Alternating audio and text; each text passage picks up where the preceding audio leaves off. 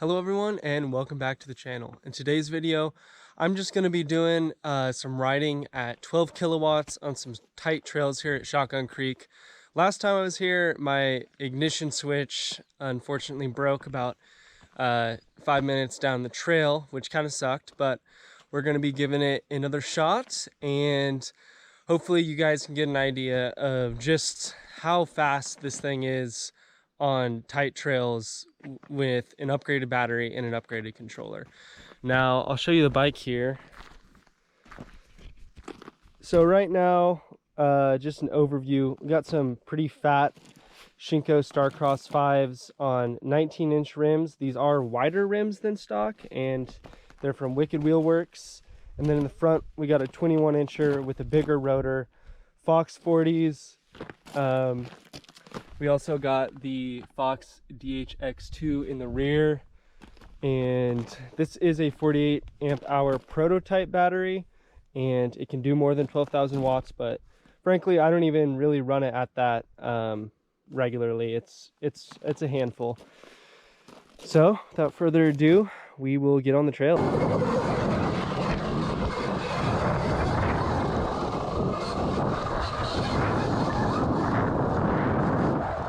Unfortunately on this trip I forgot the windsock for the GoPro, so a lot of the footage that I got had some pretty bad wind noise. While checking out the map, I met two cool dudes named Brad and Brody. They were on a KTM 2018 250SX and a 2001 Banshee that was allegedly stroked out to 100 horsepower. And honestly, seeing it go, I believe it. Brody was one of the faster quad riders I've ever seen, and Brad gave me a hard enough time keeping up with him on the trails. I haven't really been riding much yet this year since I'm so busy, so I am a little bit out of shape as far as my forearm strength goes, but the bike is approaching what I would consider its final form with all the upgrades. I normally don't run the full 12 kilowatts on the trails just because it takes so much throttle control and gives me arm pump pretty fast. But I did today, and I have to say that it was a lot of fun. It helped me push on the straights a little bit better to keep up with Brad on the full size. Coming up here soon is one of the best sections at Shotgun Creek, where it's a super fast double track hill climb with high ruts and walls so you can pop in and out of the tracks when you're railing the berms in the corners. 12 kilowatts just really shines with the high speed uphill trails. So, keep that in mind. The tight stuff is still a little bit tricky, but in general, it's definitely helpful and makes you faster to have more power, of course, and I'm sure you can expect that.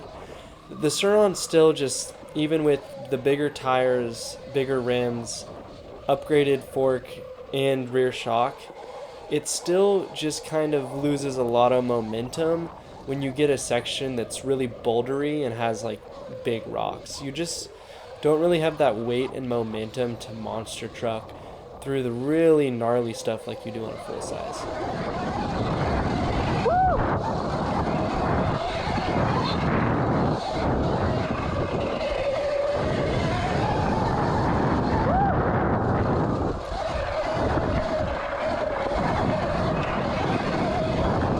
Oh fuck!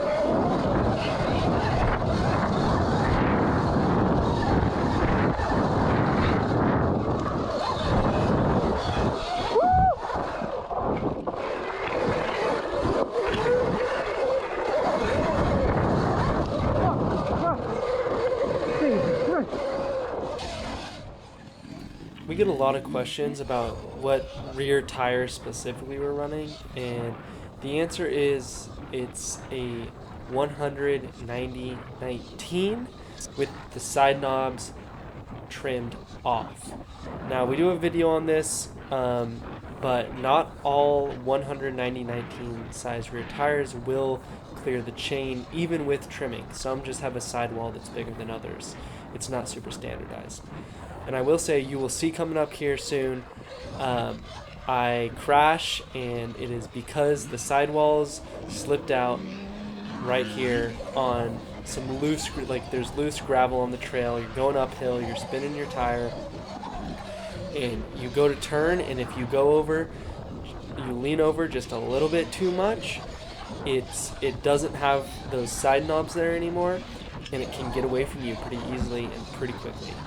Um, Obviously, you could say that was a rider mistake. Sure, it probably was. I probably could have avoided it if I did something a little bit better, or went a little bit slower, or knew the trail a little bit better.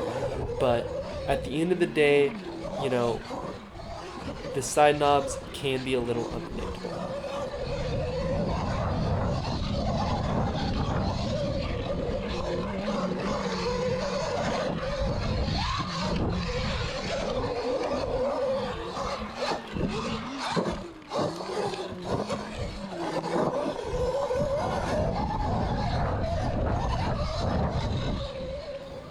And then here at the top of this, what I love about the Sur-Ron so much is you can just tractor up with no clutch work. You can go as slow as you need to go, and with a big sprocket and a big battery, it just eats.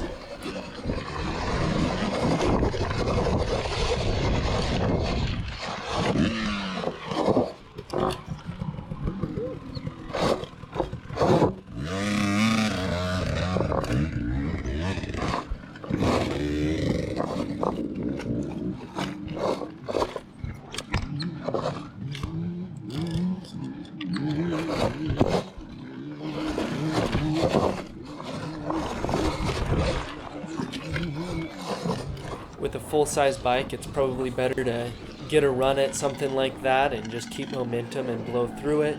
With the Sur-Ron, I find that it's actually better to choose your line just a little bit more carefully and just take your time moving up, because you don't have gears to fight. You don't have to worry about lugging the motor, and it's a different type of riding, but it's sometimes easier. It's definitely easier and sometimes better. So another thing is, once I got to the top of that hill, after probably a little over an hour of pretty hard riding, the motor temperature of the Sur-Ron was about 80 degrees, and this is all on 12 kilowatts. Just recently, Riley figured out how to get the proper motor temperature readout on the egg rider display. So this is my first time actually keeping track of the motor temp while going on a ride at elevated power levels. It was about 65 to 70 degrees out, and the motor temperature readout started at 22 degrees Celsius. So it was lined up there. And then just after maybe 10 minutes of riding, it had gotten up to 40 degrees Celsius. And then once I got to the very top of the hill climb, it got to about 80 degrees Celsius, and then I let it cool off a little bit, and it never really got above that for the rest of the riding. How hot your motor temperature is going to get mainly depends on power levels, style of riding, airflow, and ambient temperature of where you're riding. If you have high power levels, then you want to make sure you're not holding full throttle 24/7. You should also consider what the airflow to your motor looks like, and keep that compartment clear of dirt, mud, or anything that traps heat, like a solid bash guard and a large controller. The maximum temp of the motor stated by Sur-Ron is 125 degrees Celsius, but the actual max that people run it to without failure is still up in the air. Generally, the consensus is 150 degrees Celsius is about the max before you start running into problems. We do have thermal throttling set to kick in at 125 degrees to limit heat buildup, and a motor shut off at 145 degrees Celsius to protect your motor if you're really getting up there. Now, for the most part, heat is what will kill your motor. So if you're running elevated power levels on the order of 15 kilowatts, it's important that you get our most recent tune and keep an eye out on it while you ride. If you have a combination of high power levels, you're riding on the road with limited airflow that's getting to your motor in particular, and you're holding it full throttle and you're not paying attention in a very hot climate, that is a recipe for disaster. I want to take some time to talk about what it feels like to ride a 12 kilowatt Sur-On off-road. And the answer is that it is very rowdy, particularly when you consider the Sur-On's chassis and how small and lightweight it is. I have really big tires on, and even at this power level, it breaks traction very easily. Often it will kick out the rear end, and you have to be on your toes to dab and correct the bike in order to keep it under you. You have to be locked into the bike with your legs and core very tight, and you have to be very diligent about, staying on top of the pole of the bike when you get on the throttle. At the same time, it takes a lot more conservative throttle control. On stock power, even on a bypass battery at 7,000 watts, I would hit full throttle and stay at full throttle quite often. On 12 kilowatts, even hitting the full throttle for a second is a bit of a rare occurrence. You simply cannot twist full throttle because you will wheelie and possibly loop out. It takes throttle control to ease on the throttle in an efficient manner. It doesn't really matter how far up you're sitting on it. If you're going at kind of a slow speed and you crack the throttle straight to full without easing into it and controlling the throttle, you're probably going to crash. And, if you're standing up and you're not locked in and have a super tight grip, and you're controlling the throttle actively, once again, you will probably kind of get thrown back a little bit and off the bike. It takes not necessarily a more skilled rider, but it takes a lot more conscious rider to keep the bike under. But it's a lot of fun. If you get the throttle control down, it's not unmanageable at this power level. It's rowdy, but it is a lot of fun, and when you need it, it is 100% great to have. So with that being said, I rode probably one of the longer rides I have taken this thing on, even comparing it to last season. And with 48 amp hour battery at 12,000 kilowatts, I still only drained the battery to about 50%. So, with these high capacity, high discharge batteries on 60 volts, I got no complaints. And with that, I will let you enjoy the rest of the ride.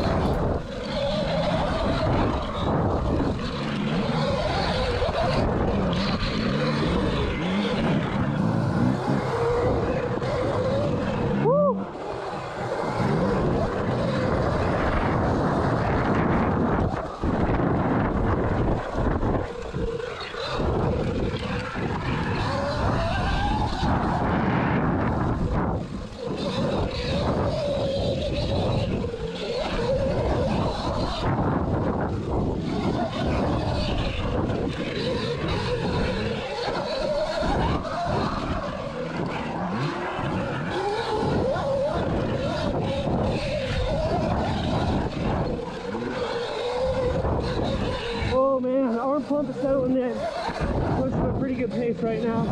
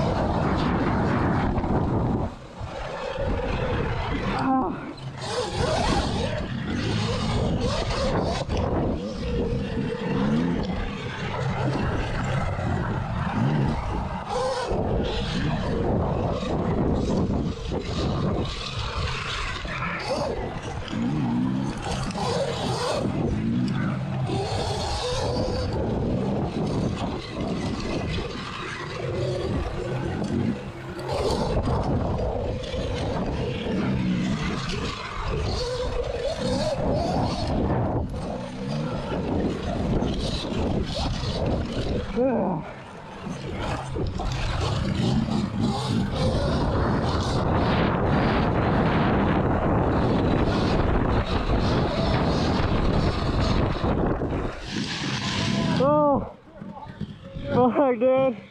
Arm pump, man. Got off the brake.